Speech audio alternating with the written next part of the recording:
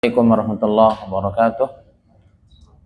Bismillah, alhamdulillah, wassalatu wassalamu ala asyrafir rasulillah Sayyidina Muhammad bin Abdillah wa ala alihi wa sahbihi man tabi'ahu hudah ila yaumil qiyamah ba'd. Biyassir wa la tu'assir rabbi tamim bi khair. Kita lanjut kajian Syajaratul Ma'arif kita sampai kepada fasal tentang mentauhidkan zat dan sifat Allah Subhanahu wa taala. Sebagaimana yang sudah sering kita dengar bahwa kehidupan kita akan melahirkan banyak hal yang bermanfaat laksana sebuah pohon. Ketika sebuah pohon itu kokoh akarnya, kokoh fondasinya.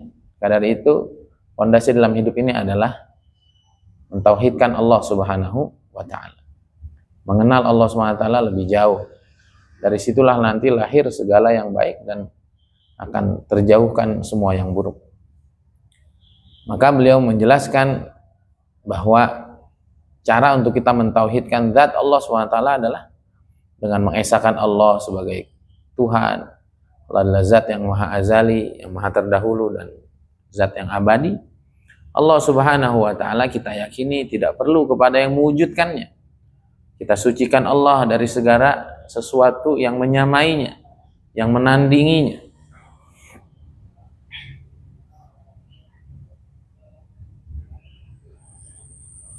Dari segala seginya. Tidak ada yang mirip, tidak ada yang sebanding dengan Allah Subhanahu wa taala. Adapun kita mentauhidkan sifat Allah Subhanahu wa taala adalah dengan kita katakan bahwa sifat zatnya Allah itu azali, abadi, ahadi. Bahwa sifat zatnya Allah itu qadim juga, sebagaimana zatullah qadim, sifat zatnya Allah itu juga qadim. Sifat Allah itu sudah ada sejak dahulu, tidak perlu diciptakan oleh zat yang lain, suci dari segala yang menyamai dan membandinginya dengan segala kaitan-kaitannya, dengan segala sisinya. Lalu beliau membahas tentang sifat ilmu dan sifat kalamnya Allah Subhanahu wa taala. Bahwa sifat ilmu dan kalam Allah itu terkait kepada sesuatu yang wajib, mungkin dan mustahil. Bahwa sifat ilmu Allah, sifat kalam Allah itu terkait dengan sesuatu yang wajib. Yang wajib di sini maksudnya adalah Allah Subhanahu wa taala. Allah tahu bahwa dirinya itu wajibul wujud, yang wajib ada, nggak boleh nggak ada. Allah juga berbicara dengan zatnya. Ya Allah berbicara. Jadi ada kalam tuh nanti ada dua, ada kalam nafsi, ada kalam lafzi. Seperti kita sebelum kita ngomong kan di sini kita atau di pikiran kita ada sesuatu, itu namanya kalam nafsi. Nah Allah juga punya kalam nafsi, dia berbicara di dalam zatnya. Itu yang disebut sebagai kalamnya Allah, punya ta'aluk dengan zatnya, dengan sesuatu yang wajib, yaitu dirinya sendiri. Kemudian pengetahuan Allah dan kalamullah juga itu terkait dengan apa? Sesuatu yang mungkin, yaitu alam semesta ini. Alam semesta ini kan mungkin, boleh ada, boleh nggak ada, jaiz. Boleh ada, boleh tidak ada. Kita boleh hidup dan kita boleh mati. Kita boleh ada, boleh Allah ciptakan, boleh nggak ada kepentingan. Nah, kalamullah juga kan mengenai kepada kita kan, ya alladzina amanu summa. Kemudian pengetahuan Allah juga mengetahui segala kriteria atau segala hal tentang makhluknya, termasuk diri kita. Mustahil. Allah juga ilmunya dan kalamnya itu terkait dengan sesuatu yang mustahil. Bahwa itu yang kemarin kita sebut, bahwa nggak mungkin orang itu disebut hidup di waktu yang sama dia disebut mati. Jadi ilmu Allah, kalam Allah menjangkau itu semua. Allah tahu bahwa ada hal-hal yang tidak mungkin terjadi. Itu Allah tahu dan Allah juga berkalam yang ta'aluknya ikatannya sampai ke sana. Dan kudrat dan iradat Allah, sifat kudrat iradat Allah itu hanya terkait dengan sesuatu yang mungkin. Ya, Allah nggak bisa menciptakan dirinya hancur seumpama, nggak bisa. Karena itu benda wajib, perkara wajibul wujud. Atau Allah tidak kuasa untuk, atau kudrat Allah tidak masuk dalam ranah orang itu hidup ya sekaligus mati, itu nggak bisa begitu. Itu maka kita harus ngaji tauhid yang benar, dengan logika yang benar, dengan cara berpikirnya Asy'ariyah, dan semoga Allah jadikan kita juga ahli ilmu kalam, ahli ilmu tauhid, ilmu akidah, ilmu akli yang cukup. Karena tanpa ilmu akli yang cukup kita nggak bisa memahami Allah lebih jauh. Ya, jadi kalau dibilang apakah Allah mampu menghancurkan dirinya? Pertanyaan kamu salah gitu. Karena ta'aluk sifat kudrat itu hanya pada sesuatu yang mungkin. Ya, mengadakan kita atau meniadakan kita dan seterusnya. Wa sama' muta'alliqun bi kulli masmu'in khafiyyin wa jaliyyin. Adapun sifat mendengarnya Allah SWT itu terkait dengan apa? Dengan segala sesuatu yang bisa didengar, baik yang samar, baik yang jelas.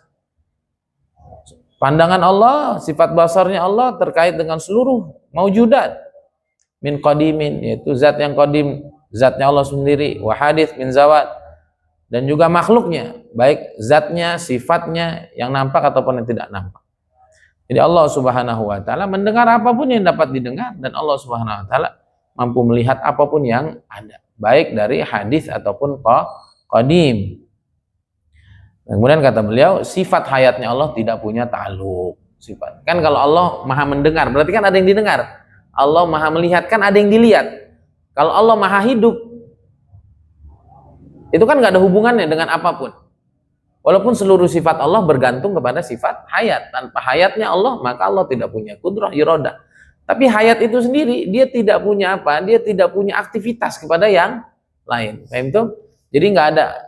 Allah maha hidup. Apa yang Allah hidupi? Bukan. Allah maha hidup. Udah. Paham nggak? Kalau dalam fi'il itu lazim gitu. Bukan Allah maha menghidupi. Menghidupi apa? Enggak. Allah ini maha hidup. Sehingga dia tidak punya ta'aluk menghidupi apa, menghidupi apa. Walaupun segala kehebatan Allah itu bergantung kepada sifat hayatnya Allah Subhanahu wa taala. Itu yang dimaksud oleh para ulama, wala ta'alluqa lil hayati bihalin. Sifat hayat tidak ada kaitannya dengan apapun juga. Nah, ya.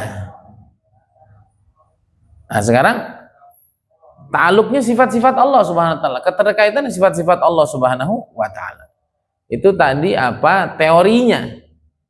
Ya, Allah Subhanahu wa taala mampu, Allah Subhanahu wa taala ta'aluk sifat kudrah iradahnya adalah pada apa? Pada mungkinat. Sekarang dalam prakteknya, dalam aplikasinya, itu sifat-sifat Allah ta'aluknya seperti apa? Maka beliau menjelaskan ta'alukul iradah bitakhsis. Iradahnya Allah itu, keinginannya Allah itu ta'aluknya adalah dengan menentukan. Ya.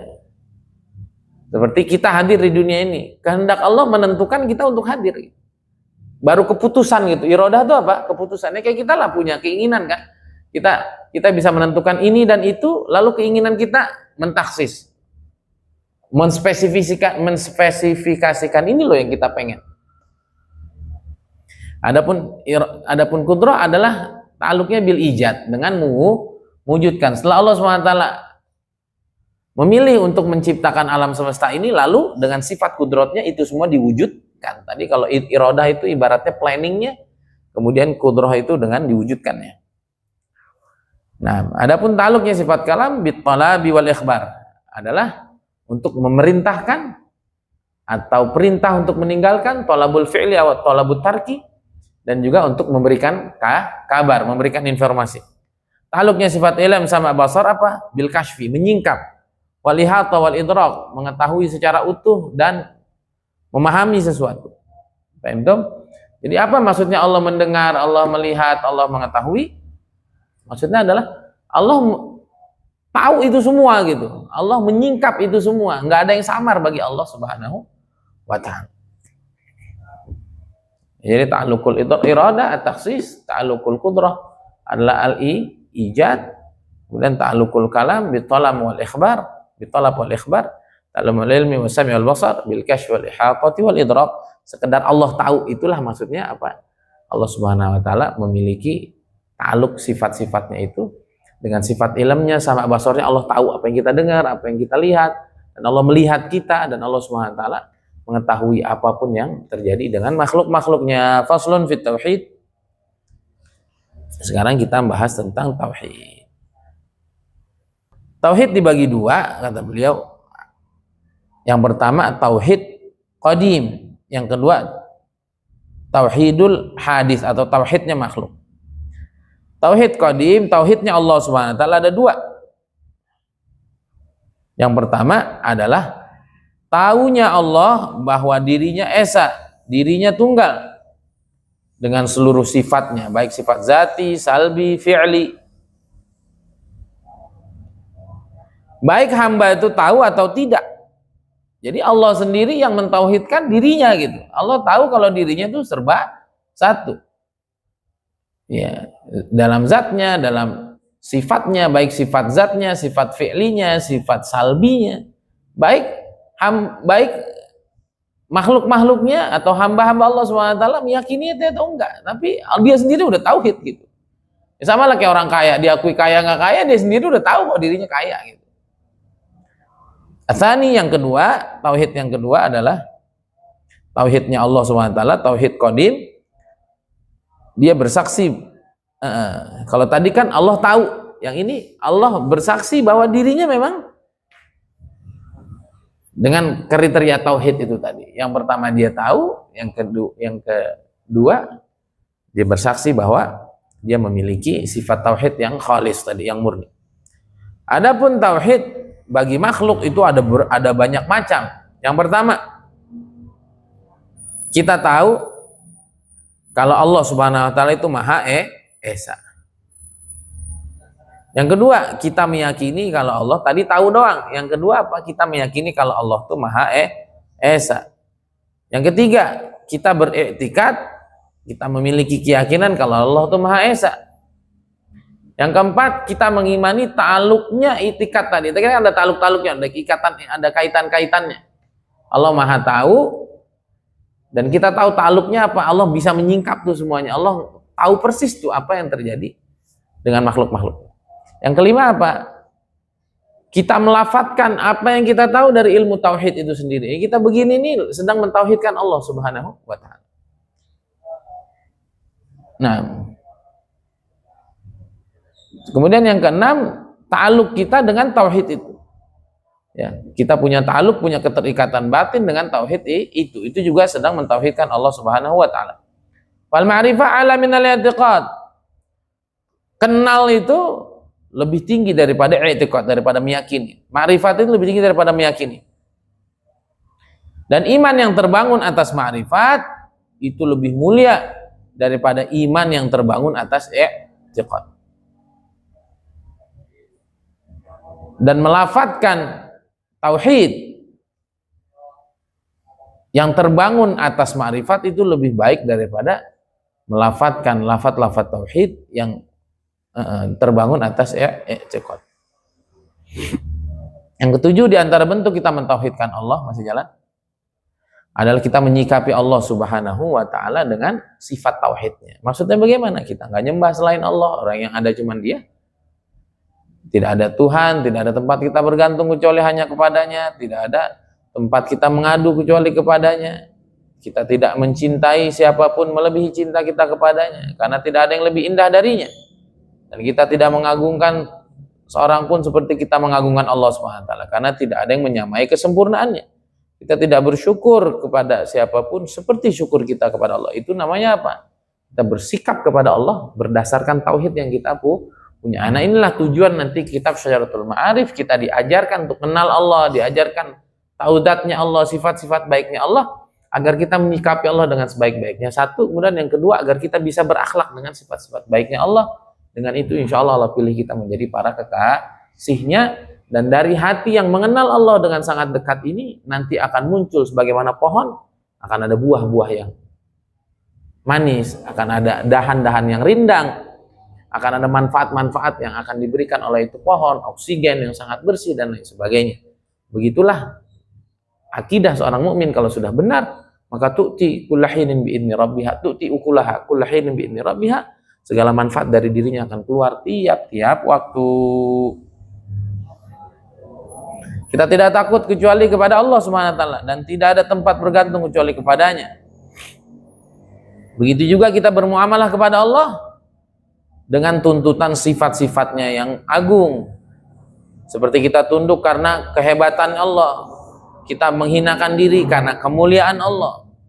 ya, karena Allah itu Maha Agung, maka kita mengagungkan Allah SWT dengan merendahkan diri, dengan tunduk kepada Allah SWT. Kita menghinakan diri karena Allah SWT yang Maha Mulia. Begitu juga kita esakan Allah SWT dengan seluruh ucapan, amalan, perbuatan kita, sehingga kita tidak berani bersumpah kecuali dengan nama Allah dan lain sebagainya. Itu yang saya bilang dulu, kan dari dulu saya sering bilang bahwa ada tauhid, apa saya bilang dulu, ada tauhid dalam setiap sendi kehidupan kita, ya, segala sesuatu itu ada tauhidnya, ya. Seperti kita fokus pada satu hal, itu ngajarin kita tauhid gitu, bahwa nggak bisa hidup ini banyak hal mau jalan sekaligus, nggak bisa. Jadi kita mesti apa, fokus. Apa ya, dulu kejelasan saya tuh, dulu saya sering banget itu, dan saya nggak dapat dari kitab itu, bahwa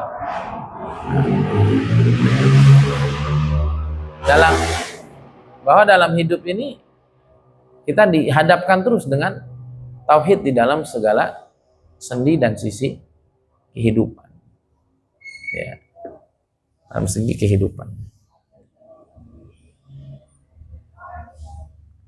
ya, sehingga nanti buah dari kita memperhatikan zat Allah, sifat-sifat Allah ini semua, maka kita akan menyikapi Allah dengan sikap-sikap yang tepat. Menghinakan diri, kita bergantung kepada Allah karena Dia yang mengatur segalanya. Kita akan cinta kepada Allah, kita akan segan kepada Allah karena Dia begitu hebat dan agung. Ya, adapun kita berakhlak dengan sifat salbiahnya Allah, sifat yang menegasikan adanya syarikat dan adanya kekurangan pada Allah Subhanahu wa Ta'ala, ya, kita nggak mungkin bisa berakhlak dengan semuanya, karena memang sebagiannya adalah hanya milik Allah. Kita hanya berakhlak apa yang kita mungkin. Seperti Allah itu tidak zalim sama sekali. Nah, kita kan nggak bisa nggak zalim. Orang kita nih makhluk kok, serba lemah. Itu maksudnya. Nggak semua sifat Allah bisa diamalkan. Di antaranya sifat salbiyah. Allah nggak zalim sama sekali. Ya, Allah Maha Suci, Allah Maha Selamat dari segala. Wah, itu nggak bisa.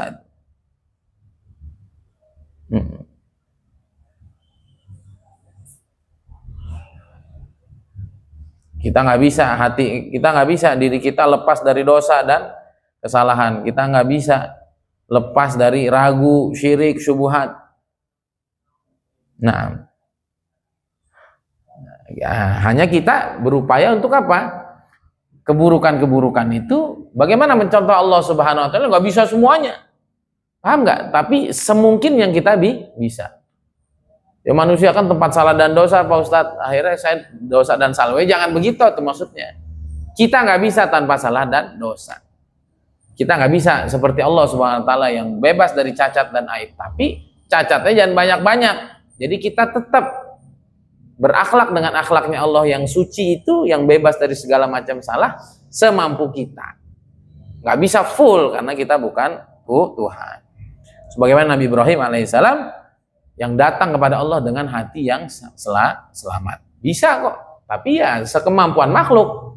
Nggak bisa semuanya benar. Nah, bagaimana perintah Allah juga dalam firman, wadaru zahiral itsmi wa batinah, tinggalkanlah dosa yang zahir maupun yang batin. Artinya kita punya kekurangan, tapi kekurangan itu Allah minta untuk kita bersihkan, untuk kita minimalisir sebagai bentuk kita mengikuti akhlaknya Allah Subhanahu wa Ta'ala yang lepas dari segala kekurangan. Maka di antara dosa zahir dan batin adalah dari makruhat, syubuhat, muharramat, hal-hal mubah yang berlebihan, dan apa saja yang membuat kita jauh dari Allah Subhanahu wa Ta'ala. Semoga bermanfaat. Alhamdulillah kita belajar untuk masuk dalam kitab-kitabnya para ulama, bagaimana kita mentauhidkan zat Allah, sifat Allah, dan kita berakhlak dengan akhlak-akhlak Allah yang terbaik. Kalau kita tidak mentauhidkan Allah, Allah juga mentauhidkan dirinya sendiri. Allah ma'rifat, Allah bersaksi bahwa dirinya itu adalah al-wahid. Jadi kalau kita tidak bertauhid, Allah nggak ada urusannya. Kalau kita nggak bertauhid, kita yang rugi. Kita tidak memposisikan Allah sebagaimana mestinya, dan kita tidak terlahir, atau dari diri kita tidak terlahir hal-hal yang baik dari kita mengenal Allah secara baik. Sehingga dengan kita tahu semua sifat-sifat baik Allah ini, nanti muncul ahwal. Kita tahu Allah yang maha tahu, maha mendengar, maha segala, nanti kita akan malu kalau kita bermaksiat kepada Allah Subhanahu wa Ta'ala. Kalau kita tahu Allah yang Ar-Razzaq, Allah yang Al-Khaliq, Allah Al-Malik, kita kan akhirnya merasa lebih tenang. Kenapa? Karena semuanya sudah diatur oleh Allah Subhanahu wa Ta'ala. Hadza wabillahi taufik, semoga bermanfaat. Assalamualaikum warahmatullahi wabarakatuh.